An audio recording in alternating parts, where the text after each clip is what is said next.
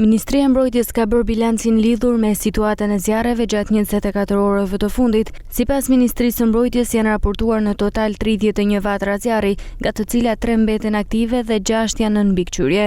Gjithashtu janë angazhuar në total 370 forca operacionale dhe 22 automjete zjarrfikëse.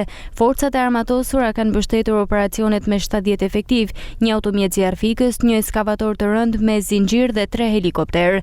3 vatrat aktive janë në malin e Dajtit, Ballejnë dhe Qafën e Helmës. Në malin e Dajtit gjatë ditës së djeshme u angazhua 30 efektiv të forcave të armatosura dhe 30 efektiv zjarrfikës, ndërsa për shkak të terrenit të vështirë aktivizua dhe një helikopter i forcave të armatosura. Sot operacioni vjen me 20 efektiv të forcave të armatosura dhe nuk ka rrezik për zonat e banuara. Në Ballejnë, Dibër, vatra vjen aktive në terren të thepisur dhe shkëmbor.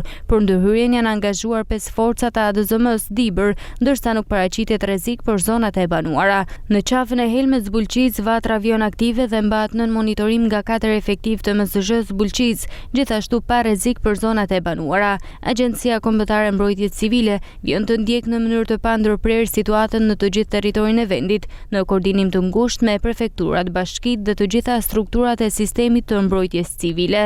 Kapacitetet operacionale mbeten të angazhuara në terren dhe në gatishmëri për të ndërhyrë aty ku situata e kërkon, me prioritet mbrojtjen e jetës, banesave dhe pasurisë së qytetarëve.